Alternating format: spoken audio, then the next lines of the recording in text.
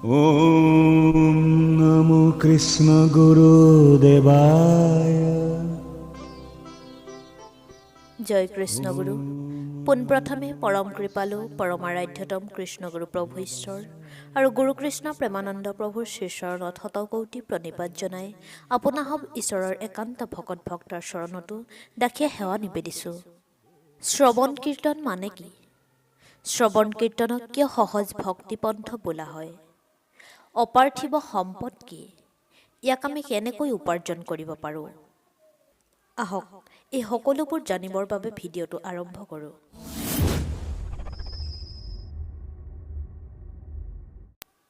ভকতিৰ ভিতৰত সৰ্বশ্ৰেষ্ঠ হ'ল শ্ৰৱণ কীৰ্তন।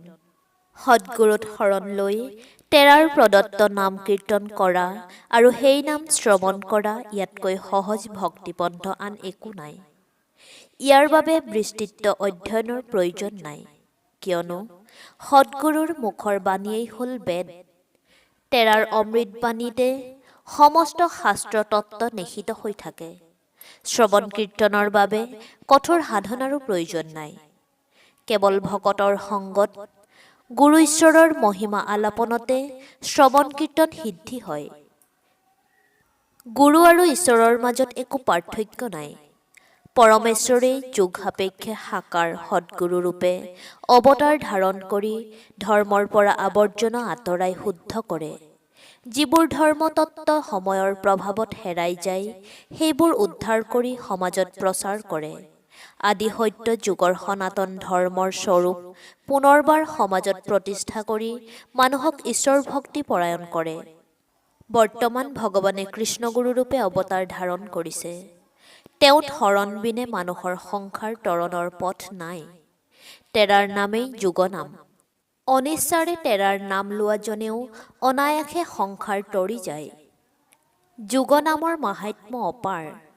কাঠত অগ্নি সংযোগ কৰিলে অগ্নিৰ দহিকা শক্তিৰে কাঠ পুৰি ছাই হোৱাৰ দৰে কৃষ্ণগুৰু নামৰ সংযোগত সকলো পাপ তাপ নাশ হয়। সেয়ে শৰণ লোৱাৰ পাছত ভকতৰ প্ৰধান কৰ্তব্য হ'ল ভকত সংগত গুৰুৰ গুণনাম কীৰ্তন কৰা। অকলে নিৰলত থাকিলে গুৰু প্ৰদত্ত নাম নিজে কীৰ্তন কৰি নিজেই শ্ৰৱণ কৰিব পাৰি। সকলো সময়তে গুৰু প্ৰদত্ত নাম জপ স্মৰণ কৰি থাকিলে দুৰ্লভ নৰতনো সাৰ্থক হয়। এনে শ্ৰৱণ কীৰ্তনৰ দ্বাৰা ভকতৰ ভক্তি দিনে দিনে বাঢ়ি যায়। শ্ৰৱণ কীৰ্তনত মন চিত্ত ভক্তি প্ৰেমত আপ্লুত হয় আৰু মন নিৰ্মল হয়। কৃষ্ণগুৰুত শৰণ লোৱাৰ পিছত ভকতৰ সংগলৈ তেৰাৰ গুণ যশ আলোচনা কৰা, তেৰাৰ নাম শ্ৰৱণ কীৰ্তন কৰাই হ'ল সবাতকৈ সহজ ভক্তিপন্থ। অব্যভিচাৰীভাৱে এই অভ্যাস কৰিলেই প্ৰভু সন্তুষ্ট হয় আৰু ভকতৰ মনোবাঞ্ছা পূৰ্ণ কৰে। গতিকে সদায় ভকত সংগৰ প্ৰয়াস কৰিব লাগে আৰু য'তেই ভকতৰ সংগ পোৱা যায় তাতেই কৃষ্ণগুৰুৰ কথা আলোচনা কৰিব লাগে। তেৰাৰ কৰ্ম আঁচনি প্ৰশংসা কৰিব লাগে আৰু তেৰাৰ বাণীসমূহ ৰোমন্থন কৰিব লাগে। এনে কৰিলে কৃষ্ণগুৰু সন্তুষ্ট হয় আৰু য'তেই ভকত সংগত তেৰাৰ আলোচনা হৈ থাকে তাতেই কৃষ্ণগুৰুৱে সূক্ষ্ম দেহেৰে উপস্থিত হৈ ভকতৰ মুখে তেৰাৰ গুণানুকীৰ্তন শুনি থাকে। কৃষ্ণগুৰুৱে ভকতৰ যশ প্ৰচাৰ কৰি বৰ আনন্দ পায় আৰু ভকতৰ মুখত তেৰাৰ গুণানুকীৰ্তন শুনি আনন্দ পায়। কিয়নো এই দুৰ্ঘোৰ কলিযুগত পৰিত্ৰাণৰ একমাত্ৰ উপায় হ'ল তেৰাৰ শ্ৰৱণ কীৰ্তন। কলিয়ে সৰ্বত্ৰতে বিঘ্নিৰ জাল পাতি ৰাখিছে। কৃষ্ণগুৰুৰ গুণানুকীৰ্তন য'ত নাই তাতেই বৈষয়িক চিন্তা ভাৱনাৰ বিৰাজ কৰে।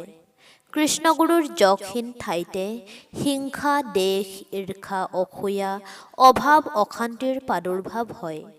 ইয়াৰ দ্বাৰাই কলিয়ে মনুষ্যক বিপথে লৈ যায়। কিন্তু মানুহৰ মন যদি কৃষ্ণগুৰু চিন্তনত নিবিষ্ট থাকে তেতিয়া কলি দূৰতে বিদূৰ হৈ থাকে। ভকতৰ সংগত যেতিয়া কৃষ্ণগুৰুৰ যশ কীৰ্তনৰ দ্বাৰা মনটো তেৰাৰ চিন্তাত সাঙুৰ খাই থাকে তেতিয়া কলিয়ে ক্ৰিয়া কৰিব নোৱাৰে। সেয়ে ভকতৰ প্ৰাৰ্থনাও হ'ব লাগে ভকত সংগৰ মনোবাঞ্ছা পূৰ্ণ কৰাৰ বাবে। কেৱল কৃষ্ণগুৰুৰ কৃপা লাভ হ'লেহে এনেকৈ ভকত সংগত তেৰাৰ গুণানুকীৰ্তন কৰিব পাৰি। গতিকে ভকতে কৃষ্ণগুৰুৰ চৰণত প্ৰাৰ্থনা কৰিব লাগে যাতে সমস্ত জগতবাসীকে তেৰাই কৃপা কৰে, তেৰাৰ মহিমাৰে গোটেই জগত মহিমামণ্ডিত হয়। ইহলোকৰ সকলো পাৰ্থিৱ সম্পদ এই সংসাৰত ৰৈ যায়, কিন্তু কৃষ্ণগুৰু নাম শ্ৰৱণ কীৰ্তনৰ যি অপাৰ্থিৱ ফল, সেয়া পৰলোকতো সংগীৰূপে থাকে।